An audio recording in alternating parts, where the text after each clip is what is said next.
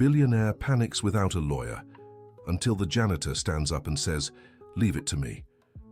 Victoria Reynolds trembled in despair in her office at the top of the most luxurious building in New York City when she received the court notice that could destroy everything she had built over 30 years. Her trusted lawyer had mysteriously vanished 3 days earlier, taking with him crucial documents for her defense. The deadline to respond to the lawsuit was just hours away, and she would be declared guilty of case abandonment, losing not only her $2 billion fortune, but also custody of the teenage granddaughter she had raised alone since her daughter left for abroad. That's when Robert Wilson, the janitor who had cleaned her office for 15 years, stopped mopping the floor and said firmly, "Miss Victoria, leave it to me. I can help." She raised her red, tear-filled eyes and almost dismissed him with an impatient wave. How could a simple janitor solve what the best lawyers in the country couldn't? But something in the determined gaze of that man in his 50s made her hesitate. "Robert, I know you mean well, but this is very complicated. It's a legal matter involving millions of dollars. I know exactly what this is about, Ms. Victoria. I've listened to your conversations for years, and there's something important you should know about me." The janitor set down the mop and walked to the solid mahogany desk where she was hunched over stacks of papers. His calloused hands contrasted with the luxurious surroundings, but his posture was strangely confident. "I have a law degree from Columbia University. I graduated 25 years ago, but I was never able to practice." Victoria lifted her head, incredulous. In 15 years working there, Robert had never mentioned this. He had always been a quiet man, doing his job in silence and greeting her politely when she passed by in the halls. "What do you mean you couldn't practice?" she asked, for the first time giving him her full attention. Robert took a deep breath before answering. His hands trembled slightly, but his voice remained steady. "I passed the district attorney's office exam in 1999. I was the second highest scorer. But the day before my swearing in, I was accused of exam fraud. Someone planted false evidence against me. I could never prove my innocence and was barred from taking office." "My God, Robert, why didn't you ever tell me this? You never asked. And I learned that sometimes it's best to leave the past behind. But today, seeing your situation, I feel it's time to use what I learned in law school." Victoria rose from her Italian leather chair and walked to the window overlooking the city skyline. Tears streamed down her face as she considered her limited options. Dear listener, if you're enjoying the story, please take a moment to like and especially subscribe to the channel. It helps us newcomers a lot. Now, continuing. The phone rang, interrupting her thoughts. It was Emma, her 17-year-old granddaughter, calling from school. "Grandma, I just saw the news. Is it true you could lose everything?" "Emma, sweetheart, don't worry about that now. Grandma will figure it out." "But Grandma, what if I have to live with my dad? I don't want to leave New York City. My friends are here, my school—" The teenager's voice was choked with emotion. Victoria closed her eyes, feeling the weight of responsibility. Emma was the most precious thing in her world. Since Catherine, her daughter, had left for London 5 years ago after a traumatic divorce, the girl had become her reason for living. "Emma, trust Grandma. I'll fix this, I promise." When she hung up, Robert was still standing by the desk, waiting for an answer. "Robert, even if you have a law degree, you don't have practical experience. How can you help me in such a complex situation?" "Ms. Victoria, give me 10 minutes to review these documents. If I don't find anything relevant, you can dismiss me, and I'll go back to my work as usual." Victoria hesitated. She had nothing left to lose. Her lead attorney, Dr. Jonathan Parker, had disappeared, taking with him the folder containing all the original documents. His law firm had been closed for 3 days, and no one had any information about his whereabouts. "All right, but only 10 minutes."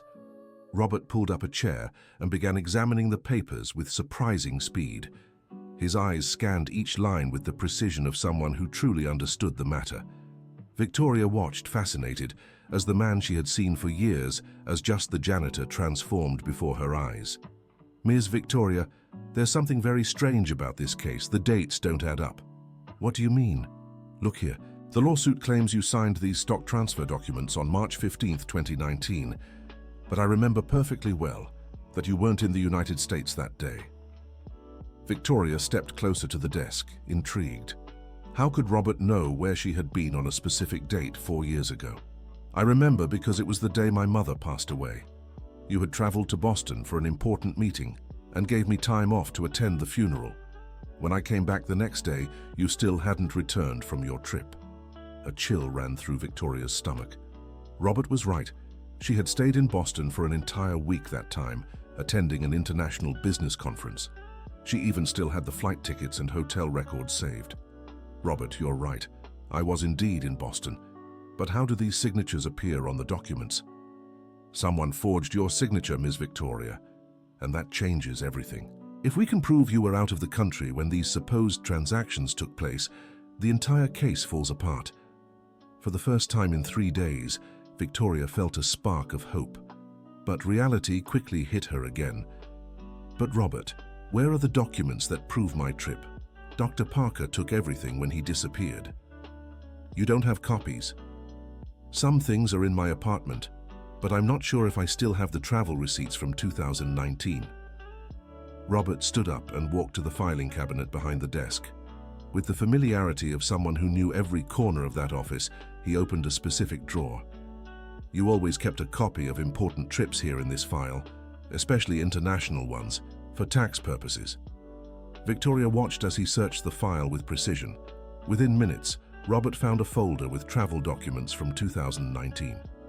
"Here it is: passport, flight tickets, and hotel receipts from Boston. All dated March 14th to 22, 2019. She took the documents with trembling hands. There was the proof she couldn't have signed any documents in the United States on March 15th. "Robert, this is incredible, but we still have another problem. There are only 4 hours left to file the defense in court. How are we going to prepare everything in time?" "Ms. Victoria, I can draft the petition. I still remember everything I learned in college, but I need you to trust me completely."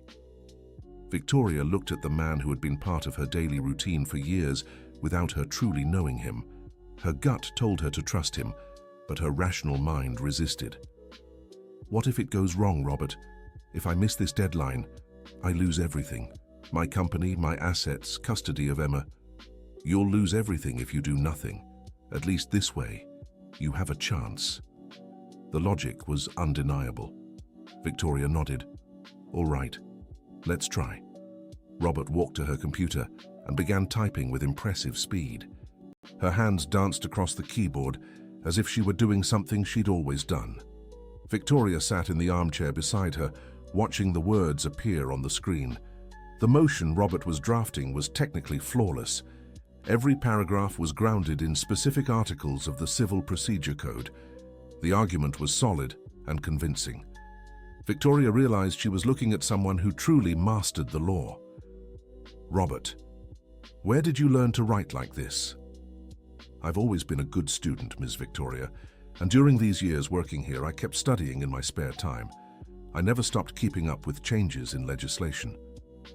As they worked, Victoria began recalling small details from the past few years. Robert always arrived early and left late. Many times she had seen him reading books during his lunch break.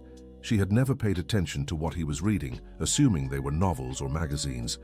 Now she realized they were probably law books. The phone rang again. It was Dr. Jonathan Parker's secretary. "Ms. Victoria, I have some information about the counselor. He was seen boarding a flight to the Cayman Islands on Monday morning." "To the Cayman Islands? But why?" "I don't know, ma'am. But I heard he was very nervous and carrying several folders and briefcases." When Victoria hung up, Robert stopped typing and stared at her. "Ms. Victoria, I don't think your lawyer disappeared by accident. Someone convinced him to flee with your documents. But who would do that? And why? Who stands to gain if you lose this case?" Robert's question echoed in the silent office. Victoria began thinking about her business rivals, former partners who had left the company on bad terms, competitors who had always envied her success. There are several people, Robert. 30 years of building a business empire creates many enemies. But this specific case, what exactly are you being accused of? Victoria explained that she was being sued for the unauthorized sale of company shares to foreign investors without board approval. According to the accusation, she had sold 30% of the shares at a price well below market value, causing millions in losses to the other shareholders. And did you actually sell those shares? Never. I would never do that. Those shares represent control of the company. Selling them would be like handing my empire over to strangers. Robert went back to reviewing the documents with even greater care. After a few minutes, he made a disturbing discovery. Ms. Victoria, look at these signatures more closely. They're good imitations, but there are slight differences in the stroke of the letters. Victoria examined her own forged signature. Robert was right. There were subtle differences in the way the V in Victoria was written and the slant of the R in Reynolds. Who would have enough access to my signatures to make such a convincing forgery? Someone who works here. Someone who sees you sign documents regularly. The revelation hit her like a bucket of cold water. Victoria had always prided herself on having a loyal team. All the senior employees had worked with her for years. The idea that one of them could be conspiring against her was devastating. But who? Richard has worked with me for 12 years, Susan for 15, Andrew for 8. Ms. Victoria, let's focus on solving the immediate problem first. Then we'll investigate who's behind this. Robert finished drafting the motion and began organizing it along with the supporting documents.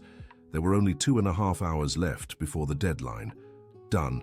Now we need to print everything and take it to the courthouse. Robert, will you come with me? Of course, Ms. Victoria. We'll see this through together. Dear listener, if you're enjoying the story, please take a moment to like the video and especially to subscribe to the channel. It helps us creators who are just starting out. Now, continuing. Victoria looked at Robert, who was now standing by the printer, organizing documents with the precision of an experienced lawyer. She realized she had never truly looked at him before. She had only seen the janitor's uniform, the yellow bucket and the mop. She had never noticed the intelligence in his eyes or the dignity in his posture. Robert, I need to apologize to you. Apologize for what, Ms. Victoria? For never truly seeing you. For all these years you've been here and I didn't even know you existed as a person. Robert smiled for the first time since they had started working together. You've always been kind to me, Ms. Victoria. That was already more than most people do. But it wasn't enough. You've worked here for 15 years, and I didn't even know you had a law degree. What kind of person does that make me? A very busy person building an empire. There's nothing wrong with that. But Victoria knew there was something wrong. She remembered how many times Robert had made small, insightful comments about situations at the firm, always respectful and discreet. She had never paid proper attention, assuming they were just common opinions. The phone rang again. It was Emma calling in a panic. Grandma, Dad just called me. He said he's already arranging my transfer to a school in Chicago. Grandma, I don't want to go. Emma, calm down. We haven't lost yet. I'm working to fix this. But Grandma, if you lose the case, you won't be able to support me. Dad said he already talked to a lawyer and has the right to take me. Victoria's heart raced. Michael, her ex-son-in-law, had always been opportunistic. When Catherine decided to move to London, he hadn't shown any interest in keeping Emma. Now that Victoria might lose her fortune, he suddenly wanted custody of his daughter. Emma, trust Grandma. I have someone helping me, and we'll figure this out. Who's helping you, Grandma? Did you hire another lawyer?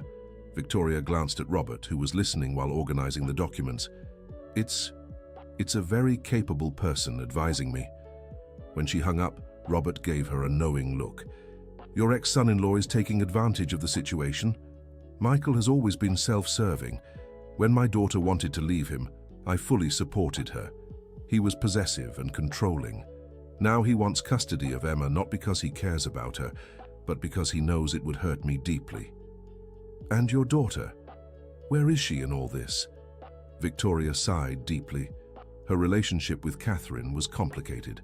After the divorce, her daughter had decided to start over in London and got a job at a marketing firm. At first, they still kept in touch, but lately, Catherine had been distancing herself more and more. Catherine is working in London. We haven't spoken much recently. She thinks I'm too controlling. Are you? The directness of Robert's question surprised her. No one had ever asked her that so bluntly. Maybe I am. I've always wanted to protect my family, to give them the best. But maybe in the process I became too demanding. Robert finished organizing the documents and checked his watch. Ms. Victoria, we need to leave now if we want to make it to the courthouse on time. They went down to the building's parking garage. Victoria drove her Lexus while Robert sat in the passenger seat, reviewing the documents one last time. Robert, can I ask you something? Of course. Why did you keep working as a janitor all these years? With your education, you could have pursued other opportunities. Robert remained silent for a few moments, gazing out the window at the heavy traffic of New York City. After I lost the chance to become a district attorney, I tried working at law firms. But the fraud accusation, even though it was false, followed me. No one wanted to hire someone with that record. Over time, I had to take whatever work I could find to survive. But you never gave up studying law. I never did. It was my way of keeping alive the hope that one day I could prove my innocence and return to the profession. Victoria felt a pang in her chest. While she had built her empire and amassed billions, Robert had been quietly fighting to preserve his dignity and keep his dreams alive. Robert, if we can resolve my situation today, I'd like to make you an offer. What kind of offer? I want you to become my legal consultant, officially, with a signed contract and a salary that matches your qualifications. Robert looked at her in surprise. Ms. Victoria, that's incredibly generous, but I'm not registered with the Bar Association. Technically, I can't practice law. Then we'll fix that too. I'll hire the best lawyers to clear your name and get you reinstated with the bar. You'd do that for me? Robert, you're saving my life today. It's the least I can do. They arrived at the New York County Courthouse with just an hour and 15 minutes to spare. The building was bustling with lawyers and staff rushing back and forth. At the reception desk, they learned they needed to file the petition on the 3rd floor at the clerk's office for the 4th Civil Court. When they got there, they found a line of at least 20 people waiting. My God, we're going to miss the deadline, murmured Victoria, feeling panic rise again. Robert assessed the situation and approached the information counter. Excuse me, we have an urgent petition that needs to be filed before 5 p.m. Is there any way to get priority service? The clerk, a middle-aged man with thick glasses, looked him up and down, noting his simple clothes. Priority service is only for attorneys registered with the Bar Association and requires an expedited fee. How much is the fee? $500. Victoria stepped forward and pulled the money from her purse. Here's the amount. The clerk took the money but continued eyeing Robert skeptically. I need to see the Bar Association card of the attorney in charge. Robert and Victoria exchanged glances. It was an obstacle they hadn't anticipated. The attorney in charge couldn't make it today, Victoria said quickly, improvising. This is my legal assistant. I'm sorry, but without the attorney present, I can't accept the expedited filing. You'll have to wait in the regular line. Victoria felt desperation creeping in. In the regular line, they'd never make it in time. Robert, however, stayed calm. Can I speak to the clerk's supervisor? He's in a meeting. He won't be back until 4:30. Only 45 minutes remained. The situation seemed impossible. Then a familiar voice caught Robert's attention. Robert Wilson, is that really you? They turned and saw a well-dressed man in his 50s approaching. He wore an expensive suit and carried a leather briefcase. David? Robert smiled, visibly surprised. It's been so long. Over 20 years, man. What a coincidence running into you here. Robert turned to Victoria. Miss Victoria, this is David Thompson. We were classmates in law school. David greeted Victoria politely, but quickly turned his attention back to Robert. Robert, I heard what happened to you back then. What a terrible ordeal. Did you ever find out who set you up? I never could prove anything, David, but I'd rather not dwell on the past. We're here with an urgent matter. Robert quickly explained the filing issue. David listened carefully and immediately offered his help. Robert, I can file this under my name as the attorney of record. No problem at all. David, would you really do that? Of course, man. I always knew you were innocent. And from what I see, you're still the same brilliant guy from college. David took the documents and went to the priority service counter. Within minutes, the entire motion was filed. All set, he said, handing the receipt to Victoria. Now we wait for the judge's decision. Victoria took the paper with trembling hands. They had finally managed to file the defense on time. David, how can I thank you? She asked. By helping Robert clear his name. He was the top student in our class. He deserves a second chance. When they left the courthouse, Robert was visibly emotional. Robert, are you okay? Victoria asked. It's just, this is the first time in 25 years someone has treated me like a lawyer, even if just for a few minutes. Victoria felt her heart tighten. She was beginning to understand the depth of the injustice Robert had suffered and how it had marked his life. On the way back to the firm, Victoria's phone rang. It was the judge overseeing the case, Judge William Anderson. Ms. Victoria, I received your motion. Very well argued, I must admit. I'd like to schedule a hearing for tomorrow at 2 p.m. to hear the defense's arguments. Counselor, is it possible to resolve this tomorrow? If the arguments are convincing, yes. See you then. When Victoria hung up, Robert looked at her expectantly. The judge wants a hearing tomorrow, Robert. You'll have to represent me officially. But Miss Victoria, I can't do that. I'm not registered with the Bar Association. I'll call David and ask him to join us formally. But you'll be the one presenting the arguments. Robert was silent for a moment. Ms. Victoria, are you sure about this? It's a huge risk. Robert, you saved my life today. I trust you more than any lawyer I've ever hired. Dear listener, if you're enjoying the story, don't forget to like and especially subscribe to the channel. It really helps those of us just starting out. Now, back to the story. That night, Victoria struggled to sleep. She kept thinking about everything she had learned about Robert and about herself. For the first time in years, she questioned whether she had been a good person throughout her professional journey. The next morning, she arrived at the office earlier than usual. To her surprise, Robert was already there, wearing a dark suit she had never seen before. Robert, you look very sharp. Where did you get that suit? It's from my wedding, Miss Victoria. I kept it all these years, still fits. Robert looked like a completely different person. The suit, though old, was impeccable. His graying hair was carefully combed, and he carried a worn but well-kept leather briefcase. Nervous? Victoria asked. A little, but mostly excited. It's the first time in 25 years I'll be acting as a lawyer, even if indirectly. They spent the morning reviewing the arguments Robert would present at the hearing. Victoria was impressed by his command of the law. He cited statutes from memory and built complex arguments effortlessly. At 1 p.m., David arrived at the office to accompany them to the courthouse. Robert, you look great, he said. You really do look like an experienced attorney. Thank you, David. I don't know how to repay you for everything you're doing. Robert, can I tell you something? I've always regretted not publicly defending you back then. I was young, just starting my career, and I was afraid to get involved. Now I know I should have stood by you. You don't have to feel guilty about that, David. I do, and that's why I want to help you now. Actually, I have a proposal for you. Robert looked at him curiously. I'm opening a new firm and need a competent partner. If we can clear your name and reinstate your Bar Association license, how about joining me? Robert was stunned. In one day, he'd received 2 professional offers after 25 years away from practicing law. On the way to the courthouse, Victoria asked, Robert, are you married? Do you have children? I'm a widower, Miss Victoria. My wife passed 10 years ago. Cancer.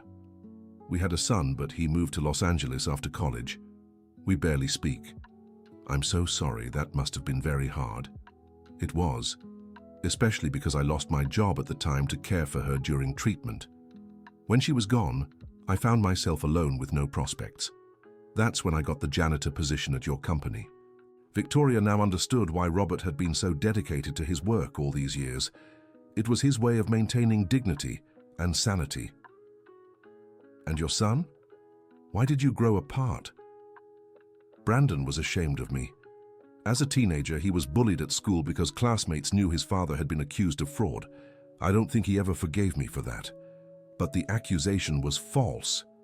To a teenager, that doesn't matter. What matters is the public humiliation. Brandon became an engineer and built a life away from me. Maybe it's better this way. Victoria realized Robert carried multiple past wounds, not just professional injustice, but also the loss of his family. They arrived at the courthouse at 1:45 p.m. The hearing would be in Judge William Anderson's chambers. When they entered, they faced opposing counsel, 3 men in expensive suits who looked at Robert with disdain. "Who's this?" one asked David. "This is Mr. Robert Wilson, legal consultant for Ms. Victoria Reynolds," David answered firmly. Judge William Anderson was a man around 60 with white hair and piercing eyes. When he saw Robert, he seemed to recognize him. "Mr. Wilson, that name sounds familiar." Robert stood respectfully. "Your Honor, we worked together many years ago at the district attorney's office. I was an assistant prosecutor before. My troubles." The judge studied him more carefully. "Of course, Robert Wilson. You were that talented young prosecutor. What happened to you?" "A long story, Counselor, but today I'm here to defend Ms. Victoria Reynolds' rights." "Very well. Let's begin the hearing." Opposing counsel Dr. Stevens presented his arguments first, claiming Victoria had illegally sold stocks and that the evidence was irrefutable. When Robert's turn came, he stood calmly and confidently. "Your Honor, the defense will demonstrate these charges are based on forged documents and that our client is the victim of a conspiracy." Robert presented his arguments masterfully. He showed date inconsistencies, provided travel receipts proving Victoria was abroad during the alleged transactions, and technically analyzed the signature forgeries. Dr. Stevens tried to counter, but clearly wasn't prepared for Robert's defense quality. "Mr. Wilson," said the judge, "your argument is compelling, but I need to better understand how these forgeries occurred. Who would have access to Ms. Reynolds' signatures?" "Your Honor, we believe the forgery was committed by someone inside the company itself, someone with regular access to documents signed by Ms. Reynolds." At this point, Dr. Stevens became visibly nervous. "These are mere speculations, Your Honor. There's no evidence of internal conspiracy." "But there is evidence of forgery," Robert countered, "and that alone invalidates the entire case." The judge carefully examined all documents Robert had presented. After 20 minutes of silence, he delivered his verdict. "Considering the evidence presented by the defense, particularly the proof that Ms. Reynolds was out of the country on the alleged dates, I dismiss the case. The signatures are clearly forged, and there is no way to uphold the accusations." Victoria felt her legs weaken with relief. Robert had succeeded. She was free from the charges and could keep her fortune and custody of Emma. But Robert wasn't finished. "Your Honor, I'd like to request an investigation into who is behind these forgeries. We believe there is a larger conspiracy involving company employees and possibly the lawyer who mysteriously disappeared." The judge agreed and ordered the case to be forwarded for investigation. When they left the courthouse, Victoria hugged Robert emotionally. "Robert, you saved my life. How can I ever thank you?" "Ms. Victoria, just give me the chance to be who I've always wanted to be. You'll have every opportunity in the world, I promise." David approached the two. "Robert, after that performance, I'm sure we can get you reinstated at the Bar Association. You're still a brilliant lawyer." On the way back, Victoria called Emma to share the good news. "Grandma, did you win? Is everything okay?" "Yes, my dear. We won the case. You won't have to move to Chicago." "What a relief, Grandma. Who was the lawyer who helped you?" Victoria looked at Robert, who was driving silently, still processing everything that had happened. "A very special person, Emma. Someone who taught me that sometimes the greatest qualities are found where we least expect them." That evening, Victoria hosted a small dinner at her home to celebrate the victory. Present were Robert, David, and Emma. "Grandma," said Emma, "now I understand why you always said we should treat everyone with respect. Mr. Robert is amazing." Robert smiled shyly. "Thank you, Emma. Your grandmother is a very brave woman." "Mr.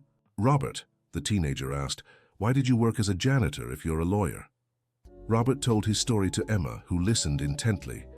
When he finished, the girl remarked, "What a terrible injustice, but look how things worked out in the end. If you hadn't been there today, Grandma would have lost everything."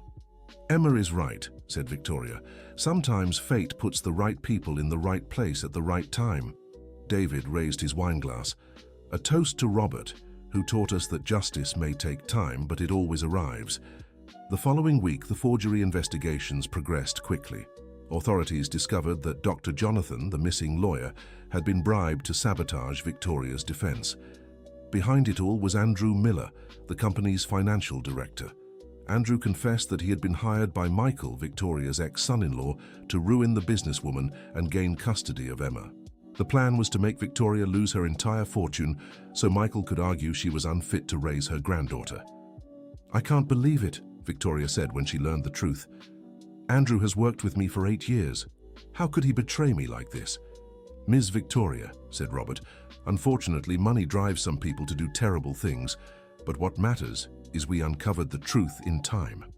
Michael was arrested for conspiracy and document forgery. Andrew was also detained, and all embezzled assets were recovered. Dr. Jonathan was extradited from the Cayman Islands and confessed his involvement in the scheme. He revealed that Michael had been blackmailing him after discovering the lawyer had a secret offshore account. As the investigations unfolded, more of Michael's victims came forward. It was discovered that he had been running a blackmail and extortion scheme for years, using insider information he obtained through his contacts in the legal field. Robert worked closely with Victoria as her consultant throughout the process. Meanwhile, David was working to restore Robert's standing with the Bar Association. "Robert," David said one day, "I found out who framed you 25 years ago." Robert looked up from the documents he was reviewing. "Who was it?" It was the same Michael. He was an intern at the district attorney's office at the time and was researching the candidates who passed the exam. When he saw you were the second highest scorer and likely to be appointed, he planted false evidence against you. "But why? I didn't even know him back then." "Because he wanted the third-place candidate to get the position. It was a friend of his who had promised him a job in the office." Robert fell silent, processing the information. After 25 years, he finally knew who had destroyed his career and why. "How do you feel knowing this?" David asked. "Relief," Robert replied. "Relief to know it wasn't my fault, that there really was an injustice." With the new evidence, David was able to prove Robert's innocence, and his reinstatement to the Bar Association was approved. On the day Robert officially received his attorney's license, Victoria threw a party at the firm. All the employees were invited, and Robert was introduced as the new legal director. "Everyone," Victoria said, "I'd like you to meet Mr. Robert Wilson, our new legal director. For 15 years, he worked here as a janitor, but in truth, he's one of the most talented lawyers I've ever known." The employees applauded, though some looked confused. How had the janitor suddenly become a director? Robert stood to speak. "I know this situation might seem strange to you. For 15 years, I worked here cleaning the offices. You saw me every day, but you probably never thought I could be anything more than a janitor." He paused, looking at the faces before him. "I want you to know that no job is more dignified than another. I cleaned these rooms with the same pride I'll now bring to my work as a lawyer. What changed wasn't my dignity, it was the opportunities I was given." The applause grew more enthusiastic. Many seemed moved by Robert's story. Susan, the secretary who had worked with Victoria for 15 years, approached Robert. "Mr. Wilson, I always noticed you were different from the other janitors. You carried yourself with more refinement, spoke more eloquently. Now I understand why." "Thank you, Susan. And please just call me Robert. Titles don't change who we are inside." That evening, Robert called his son Brandon in Los Angeles. "Dad?" Brandon sounded surprised. It had been nearly 2 years since they'd spoken. "Brandon, I have news. I cleared my name and got my law license back." Silence on the other end. "What do you mean, Dad?" Robert told his son the whole story. By the end, Brandon was crying. "Dad, forgive me for pulling away. I always knew you were innocent, but I was so angry about everything that happened." "Brandon, you don't have to apologize. You were just a kid when it all went down. What matters is we can rebuild now. Dad, can I visit you this weekend? I want to meet this Miss Victoria who believed in you. Of course, son, I'd love to have you. 2 months later, Victoria's firm had transformed completely. With Robert as legal director, several long-standing legal issues were resolved. His analytical skills and knowledge of the law impressed everyone. Victoria had changed too. She grew closer to the employees, always asking about their lives and needs. She implemented a scholarship program for employees' children and created an emergency fund to help in difficult situations. Robert, she said one day, you didn't just save my company. You saved me as a person. What do you mean, Ms. Victoria? You taught me to truly see people, to understand that everyone has stories, dreams, and dignity, no matter their role. You've always been a good person. You were just very focused on business. No, Robert, I was arrogant. I thought my success made me superior to others. You showed me I was wrong.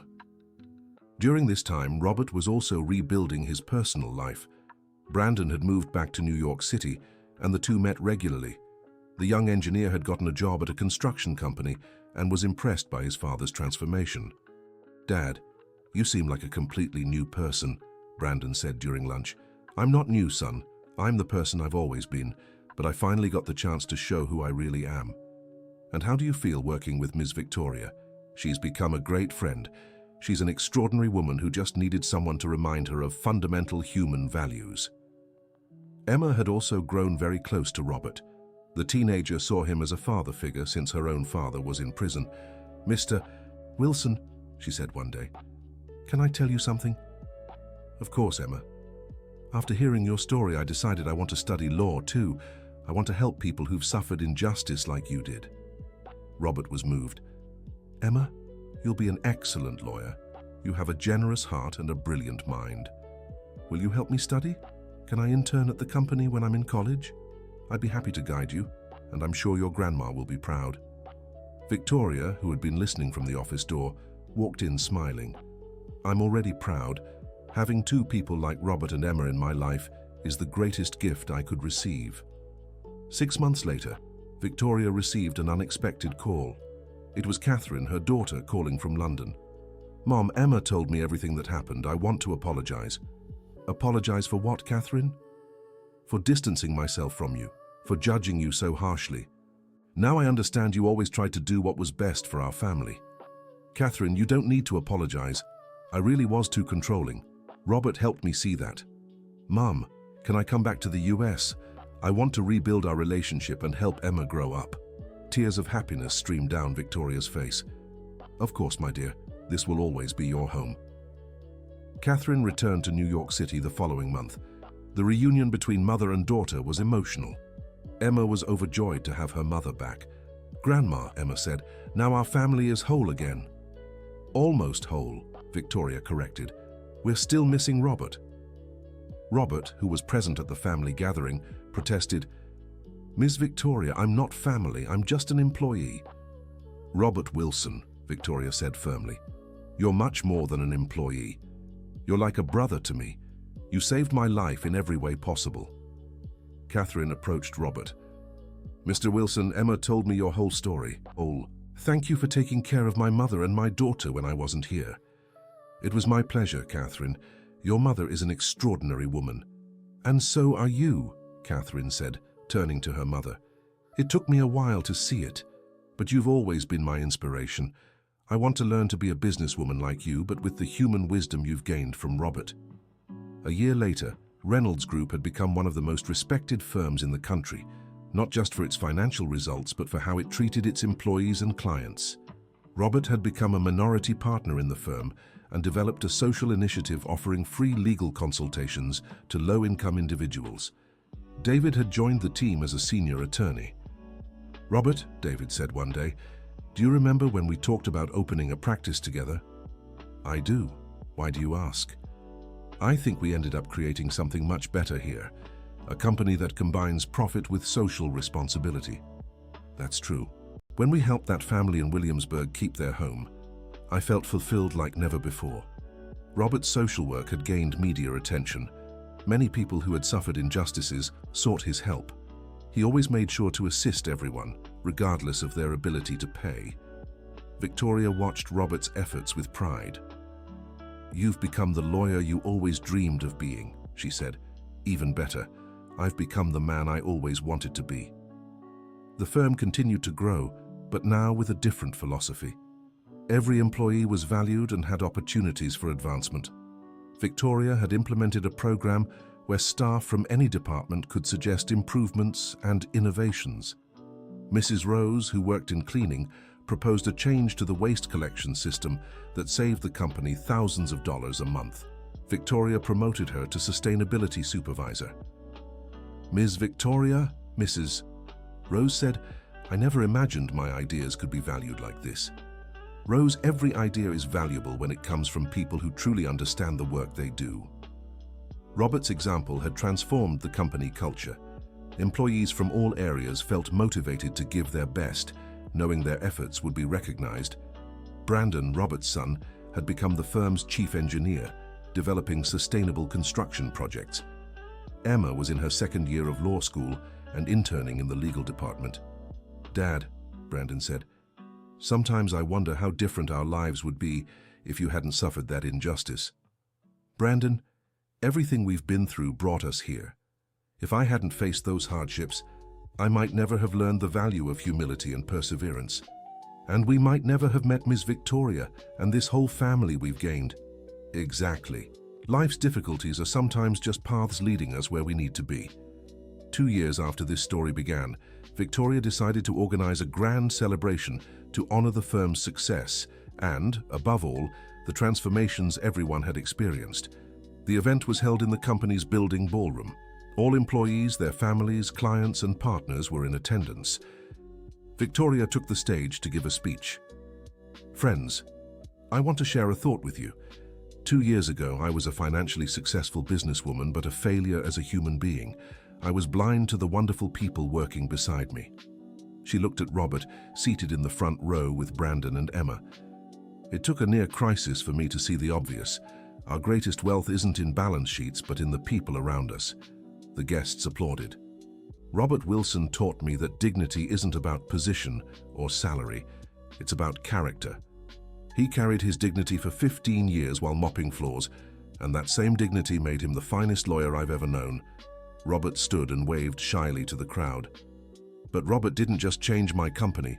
He changed my family. My daughter Catherine returned from abroad. My granddaughter Emma found her calling, and I learned to be a better person." Catherine, who stood beside her daughter, smiled tearfully. "That's why I want to officially announce that Robert Wilson isn't just our legal director. He is now the majority partner of the firm. From today onward, our firm will be called Reynolds and Wilson." The crowd erupted in applause. Robert was visibly moved and stood to speak. "Friends, when I joined this firm 17 years ago as a janitor, I never imagined my life would take this turn. For 25 years, I carried the pain of an injustice that marked my life." He paused, looking at every face before him. "But I learned it's not the injustices that define us. It's how we respond to them. All these years I held on to my dignity and my faith in justice, and when the time was right, fate gave me the chance to prove who I truly am." The applause continued. "Victoria Reynolds didn't just give me a second chance, she taught me it's never too late to start over. That the past doesn't dictate the future, and that people can change when they find the motivation to do so." Robert looked at Brandon. "I got my son back, gained a family, achieved my professional dreams, and above all, I learned that true wealth lies in being able to help others." He turned to Victoria. "Victoria, you've given me far more than I've given you. You gave me back my identity, my self-worth, and my hope.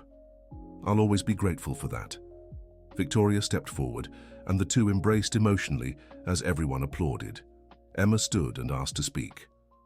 "I just want to say that Mr. Robert has become like a grandfather to me. He taught me to always believe in justice and the goodness of people. Because of his example, I chose to study law to help those who've suffered injustice." Brandon also spoke. "My father taught me that it doesn't matter how many times you fall. What matters is how many times you get back up. He fell, but he never gave up. And today, he's here, stronger than ever. Catherine was the last to speak. Robert Wilson taught me to appreciate my mother. He made me see that behind the successful businesswoman is a woman with a huge heart who just needed someone to remind her of that. The celebration lasted late into the night. Employees at every level mingled like one big family. Robert moved among them, greeting and chatting with the same warmth he showed both executives and cleaning staff. "Mr. Robert," said Mrs. Rose, "you inspired me to go back to school.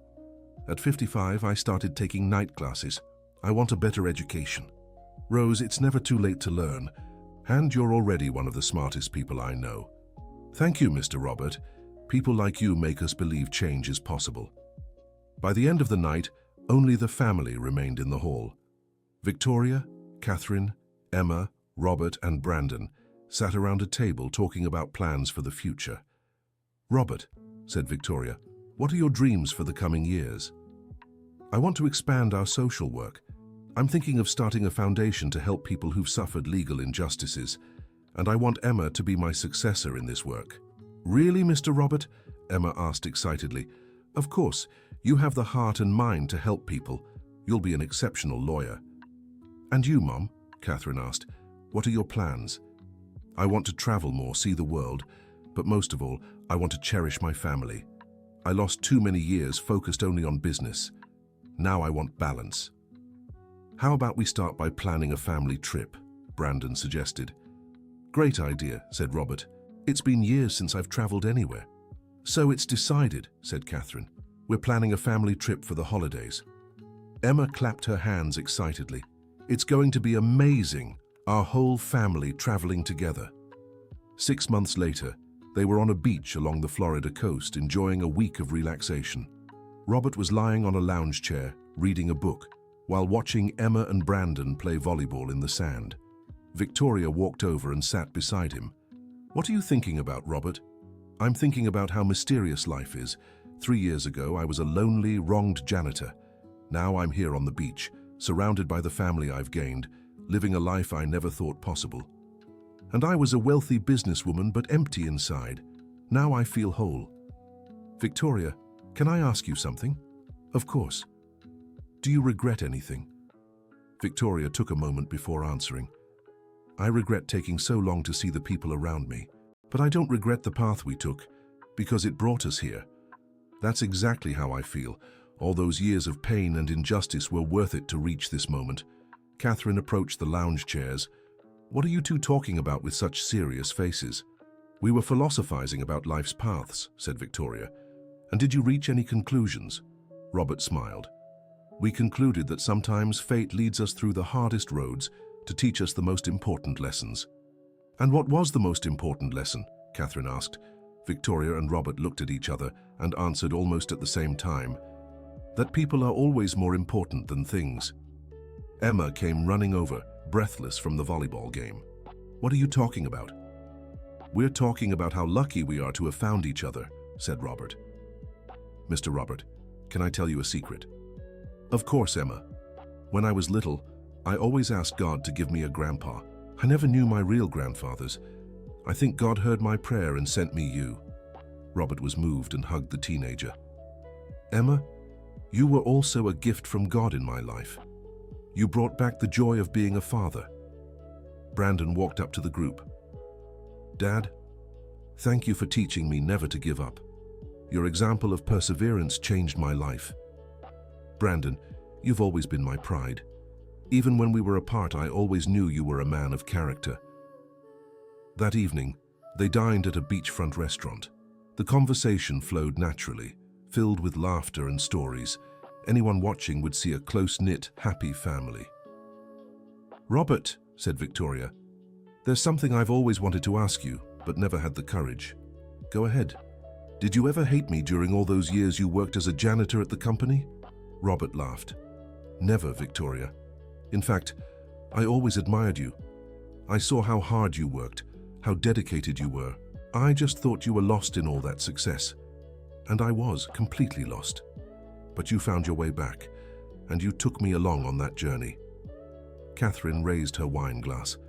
A toast to our crazy, perfect family. Everyone lifted their glasses. To family, said Robert. To second chances, added Victoria. To love, said Catherine. To justice, said Emma. To perseverance, finished Brandon. When they returned from their trip, they resumed their routines with renewed energy. Reynolds and Wilson continued to grow, but now with a strong focus on social responsibility. Robert had created a project offering free legal aid in underserved communities.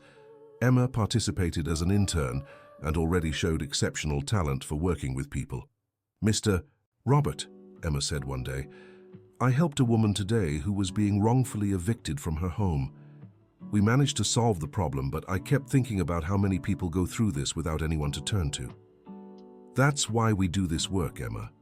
So people know there's always someone willing to fight for them. I want to specialize in housing law. I want to help families keep their homes. Excellent choice. It's an area where you can make a real difference. Brandon had also found his social calling. He developed affordable housing projects using sustainable, low-cost techniques. Dad, I realized I can use my engineering skills not just to make money, but to improve people's lives. Brandon, that's true professional fulfillment. When our work benefits others, we find meaning in what we do. Catherine had taken on part of the company's operations and showed the same social vision her mother had developed. Mom, I want to implement a microcredit program for small entrepreneurs in the communities where Robert works. Great idea, Catherine. Let's look into the feasibility. I've already spoken with some partner banks. It's completely viable. We can offer low-interest loans with technical support. Victoria watched proudly as her daughter had become a conscientious and responsible businesswoman. One day, Robert received an unexpected call. It was Judge William Anderson, the judge who had presided over Victoria's case. Mr. Wilson, I'd like to speak with you about an important matter. Of course, Your Honor. What is it about? I'm retiring at the end of the year and would like to recommend you for a substitute judge position. Interested? Robert was surprised. Your Honor, it's an honor, but I'm very fulfilled with the work I do at the firm. Think it over carefully, Robert. You have the ideal profile for the judiciary. You know the law, but more importantly, you understand life. Robert discussed the offer with Victoria. Robert, this is an incredible opportunity. As a judge, you could help even more people. But what about the firm and our family? The firm will continue, and so will our family. You don't have to choose between helping people as a lawyer or as a judge. You can do both. Do you really think I should accept? I think you should follow your heart. What's your biggest dream? Robert thought for a moment. My biggest dream has always been to deliver justice, to prevent others from going through what I did. Then you already have your answer. Robert accepted the nomination and, after the selection process, was appointed as a substitute judge. The news was celebrated by the whole family and the firm's employees. Mr. Wilson, Emma said, now you're really a counselor. Emma, I've always been a counselor. The title doesn't make the person. The person gives the title its worth. On the day of the swearing in, the entire family was present. Victoria, Catherine, Emma, and Brandon sat in the front row of the auditorium. In his inauguration speech, Robert said, I come to the bench after a long journey that included injustice, pain, but also much learning. I promise to use my experience to ensure that everyone who appears before me is treated with dignity and fairness. He looked at his family in the audience. I also promise never to forget where I came from, and that my role is to serve the people, not to use the power entrusted to me for my own benefit. The applause was long and emotional. After the ceremony, there was a reception. Victoria approached Robert. Mr. Robert Wilson, judge of the court. Has a nice ring to it, don't you think? Victoria, thank you for believing in me when even I didn't believe in myself. Robert, you saved my life. I'm the one who should be thanking you. Emma joined them. Now I have a judge in the family. I'll have to behave perfectly. Emma, Robert laughed, you always behave perfectly, and you'll be a better lawyer than I ever was. I hope so, Mr. Wilson. I want to be just like you when I grow up. Be better than me, Emma. Each generation must surpass the previous one. 3 years later, Judge Robert Wilson had become a reference in the county. His rulings were always technically flawless and deeply humane. The firm Reynolds and Wilson had become a model of corporate social responsibility. The pro bono legal assistance project had expanded to several smaller towns. Emma was graduating from law school and had already passed the Bar Association exam. Brandon had become one of the country's leading engineers specializing in affordable housing. Catherine managed the company skillfully while upholding the human values Robert had taught the family. Victoria, now 70, remained active but had learned to balance work and personal life. She traveled regularly and dedicated time to social projects. One day, Robert was in his chambers when a young lawyer visited him. "Mr. Wilson, my name is David Jr. I'm the son of Mr. David Thompson, who helped you back then at the courthouse." "David Jr.? Your father always speaks highly of you. How can I help?" "Mr. Wilson, I want to open a law firm specializing in cases of judicial injustice. I'd like to consult you whenever possible." "It would be my pleasure to help. But tell me, why this specific interest?" "Because I grew up hearing your story. My father always said you were the best example of overcoming adversity with dignity." Robert was moved. "David Jr., I'll help you however I can. But remember, the most important thing isn't winning every case. It's fighting honestly for every just cause." That evening, Robert had dinner with his family, as they did every Friday, a tradition they had created and all observed faithfully. "How was your day, Dad?" asked Brandon. "I received a visit from David's son. He wants to follow the same path we did." "That's wonderful," said Emma. "Our example is inspiring others. That's why we're here, Emma, to leave the world a little better than we found it." Victoria raised her glass of water. "Robert, I'd like to make a special toast today." "What for?" "To 5 years of our friendship. 5 years that completely transformed our lives." Catherine added, "5 years that taught us it doesn't matter where we came from, but where we're going." Emma continued, "And that family doesn't need blood ties, it needs bonds of love." Brandon finished, "And that it's never too late to start over." Robert looked at each of them, his heart overflowing with gratitude. "You are my greatest wealth. You didn't just give me a second professional chance, you gave me a new life." Victoria smiled. "Robert, you're the one who gave us a new life. You taught us that true success isn't measured by what we have, but by what we do for others." That night, after everyone had gone home, Robert stayed alone in his apartment, reflecting on the incredible journey he had lived. From an unfairly treated janitor to a respected judge. From a lonely man to the patriarch of a loving family. From a bitter person to a beacon of hope for others. He picked up a photo he kept on his nightstand, a picture from Emma's graduation party a few weeks earlier. The whole family was gathered, smiling. "Thank you," he whispered to the universe. "Thank you for giving me the strength to never give up. Thank you for bringing these people into my life. Thank you for showing me that justice, even if delayed, always arrives." The next day, Robert received a humble family in his chambers who were being wrongfully evicted. The case reminded him of his own story from years past. "Mr. Wilson," said the mother, tears in her eyes, "you're our last hope." Robert looked at that family and saw his own journey reflected in theirs. The struggle, the injustice, the despair, but also the hope. "You can rest easy," he said, with the confidence of someone who knew justice would be served. "We'll solve this together." And so Robert Wilson continued his mission to deliver justice, no longer as a victim, but as a protector of those suffering from injustice. Life had come full circle. The janitor who once saved a desperate businesswoman now saved entire families as a judge, and the businesswoman who had nearly lost everything had become one of the most respected women in the country, not for her fortune, but for her character. The end. And what about you, dear listener? What did you think of this story of perseverance and second chances? Have you ever been in a situation where someone surprised you in the best way when you least expected it? Share your experience in the comments, and don't forget to leave a like and subscribe to the channel for more heartwarming stories like this one.